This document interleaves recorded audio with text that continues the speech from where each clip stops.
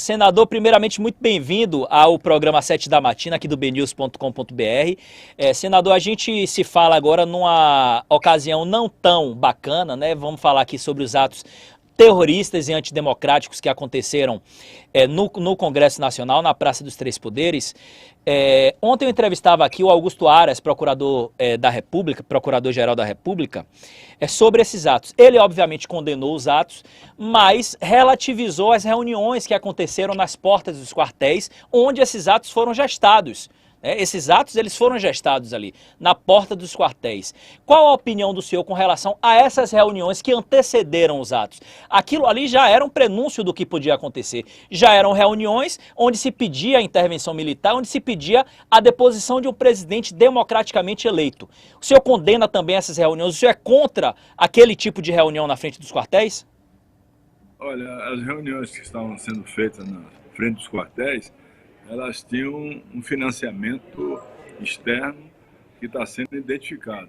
Hoje, o ministro da Justiça, ele já tem mais ou menos uns 10 estados com pessoas que financiavam e que mandavam recursos através de recursos em moeda e até em Pix. Aqui mesmo no Senado Federal, quando eles entraram aqui, a Polícia Legislativa e flagrou 2 ou 3 no telefone pedindo Pix, dizendo, já invadimos, fizemos aqui o serviço, manda o Pix. Então todos aqueles que estavam ali, podia ser que alguns tivessem por ideologia, por doutrina, na tentativa de convencer o golpe militar, que era completamente impossível.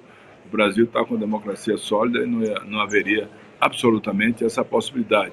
Mas a grande maioria está ali recebendo diárias e recebendo recursos, alimentos, transporte gratuito, na tentativa de ter a sensibilidade do Exército, da Marinha e da Aeronáutica, que não tinha a menor condição de que isso houvesse acontecer. Mas, na verdade, o preparo disso veio de muitos anos. Tem 4 anos que o presidente da República sonha com o golpe. Várias vezes ele quis chamar o Exército do meu Exército, várias vezes ele colocou o Exército ostensivamente nas ruas. Quem não se lembra do dia 7 de setembro de 2021, que ele incitou as Forças Armadas, ele montou cavalo, ele falou em golpe, ele falou que se as urnas não eram fraudadas, que podia ter aqui no Brasil a mesma coisa que aconteceu nos Estados Unidos. O Bolsonaro foi o mentor de tudo isso que aconteceu, estimulou, e depois foi passar férias na Flórida, na casa de um amigo dele, e deixou aqui essa situação em que o governador Ibanez Rocha, do Distrito Federal, foi omisso, foi covarde. Ele permitiu que houvesse a depredação do patrimônio público, sabendo que o seu secretário de Saúde, Anderson Torres, ex-ministro de Bolsonaro e bolsonarista convicto e também subserviente, Anderson Torres, subserviente, capacho do Bolsonaro, viajou para os Estados Unidos e deixou aqui praticamente sem comando a polícia militar do Distrito Federal, que é a mais bem paga do Brasil.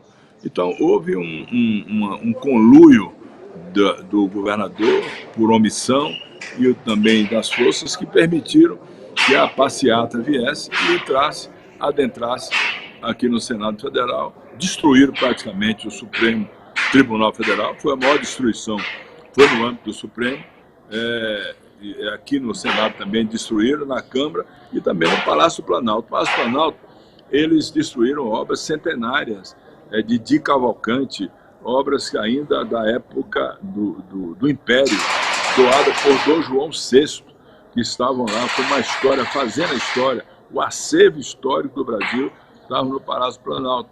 Bom, eles fizeram de forma inconsciente, inconsequente. Essa força bruta não vai nos vencer, não vai vencer a democracia. Eu vim ontem cedo aqui para Brasília, já cheguei vindo aqui no Senado Federal, entrei pela porta da frente do Senado, já percorri ontem todas as instalações para dizer que tem gente que defende a democracia com coragem, não com a covardia de se atacar um vidro e quebrar um vidro que não tem como reagir, uma obra de arte, se atacar, quebrar um vaso centenário aqui, um vaso chinês, doado ainda na época pelos chineses, como ornamentação aqui para a história do Brasil, se destruir painéis antigos, né? Os tapetes antigos aqui do Senado Federal, que é patrimônio do povo, que é custeado pelo povo. E eles fizeram essa bagunça toda, profanaram praticamente aqui o plenário do Senado Federal, onde tem a estátua de Rui Barbosa, Sim. que é o patrono do Senado Federal. Profanaram a estátua de Rui Barbosa, picharam, quer dizer, fizeram uma grande molecagem. E a política e as decisões não se faz com esse espírito de querer desqualificar o parlamento. Tem que se fazer com seriedade. É aqui que se aprova as matérias que servem para resolver as dificuldades sociais do povo. Ô, meu querido senador Otto Alencar, para você que está chegando agora, a gente bate um papo com o senador Otto Alencar, direto de Brasília, com Dani Pereira. O senhor falou aí da responsabilização do governo do Distrito Federal, do Ibanez, que inclusive foi afastado do cargo pela Justiça. O presidente Lula, um pouco antes, na mesma tarde dos protestos, decretou intervenção na segurança do Distrito Federal. Agora, senador, não há como a gente não pensar e não questionar de que forma o Gabinete de Segurança Institucional do governo federal, os ministros da Justiça e da Defesa, não conseguiram intervir nessa situação antes que acontecesse, porque era um golpe que já estava circulando em grupos de WhatsApp, em grupos bolsonaristas, que estava circulando no boca a boca dentro do bolsonarismo. Ontem eu lia na internet, em um site de renome nacional, que inclusive Lula teria ficado chateado com os ministros da Defesa e também da Justiça, né, por não terem previsto essa situação. O que é que o senhor está sabendo com relação a esse assunto?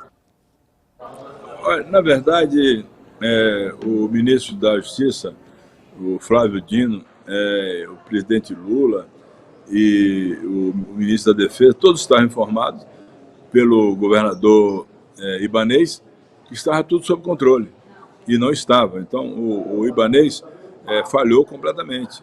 Ele não tinha domínio da situação e passava a impressão que teria.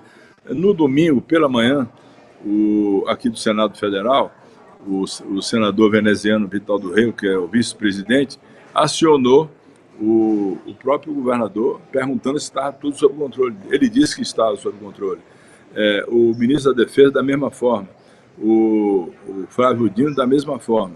Então, quem é responsável por esse setor, na verdade, é a Polícia do Distrito Federal. Mesmo assim, se acionou a Força Nacional, Polícia Federal, para tomar uma providência. Como a passeata vinha pacífica, até próximo aqui da Praça dos Três Poderes, né, ninguém achava que ia haver essa agressão aqui ao bem material do Estado. E quando aconteceu, já não tinha mais como fazer, a não ser tirar os agressores, os terroristas, de dentro do Palácio Planalto, aqui do Senado Federal, e também da Câmara dos Deputados e do Supremo Tribunal Federal. O governador confessou a incompetência, confessou a omissão dele, confessou que ele estava complacente para que acontecessem os fatos, tanto é que ele pediu desculpas ao presidente Lula, e o presidente Lula não aceitou as desculpas do Ibanez. O Ibanez foi um governador omisso, completamente omisso e conivente, e talvez até deixando fazer isso para que acontecesse. Vamos lá, vamos ver se... Na Câmara de impeachment dele, pode ser... O senhor acha que ele tem condição de voltar ao cargo? E tem pedido de impeachment também, de impeachment não, de prisão. Sim. Do secretário de Segurança, Anderson Torres. Nós vamos fazer no Senado Federal, já tem essa assinatura, inclusive a minha assinatura, sim, uma CPI para investigar o Anderson Torres, investigar o Ibanez, chamar aqui, convocar o Bolsonaro porque ele é culpado, foi ele que adubou esse meio de cultura para que acontecesse isso ao longo dos 4 anos dele, flertando com o golpe, sonhando em ser ditador do Brasil, o que não vai acontecer absolutamente. O senador, para a gente finalizar, o senhor acha que o Ibanez ele tem condição de retornar ao cargo de governador? O senhor acha que ele tem condição? Olha, o ministro Moraes, né? Alexandre Moraes, afastou por 90 dias, assumiu a vice-governadora. Na minha opinião, ele não tem condição mais de ser governador do Distrito Federal, com os fatos graves que ele permitiu que acontecesse no nariz dele, aos pés dele. Então mostrou que é um líder pé de barro, que não tem condição nenhuma de ser governador aqui do Distrito Federal. Mas quem vai decidir isso, na verdade, é a Câmara Legislativa, que pode fazer o impeachment dele ou não. Agora, que ele vai ser chamado para depor aqui no Senado Federal com a CPI que nós estamos montando, claro que ele vai ser chamado e ser responsabilizado pelos atos que ele cometeu, pelos fatos todos que ele permitiu que acontecesse no âmbito do Senado Federal. Tem, inclusive, gravações, uma delas foi publicada ontem nas televisões, do subsecretário dizendo ele que estava tudo sob controle, quando não estava sob controle. O prejuízo é muito grande. Não só o prejuízo material, isso é uma monta muito grande, que perde obra de arte, mas aqui o ambiente do Senado, o plenário do Senado, as dependências do Senado, da Câmara, do Supremo Tribunal Federal e do Palácio Planalto foram ultrajados, ou seja, se desrespeitou a democracia nos órgãos que são responsáveis pela manutenção da democracia, do Estado democrático de direito e da liberdade. Esse é um fato gravíssimo. Senador, obrigado pela participação. Vou deixar o senhor em ótima companhia da minha querida jornalista, repórter Daniela Pereira. Um abraço, obrigado por atender a equipe do BNews. Está dando show aqui em Brasília. BNews, 7 da matina.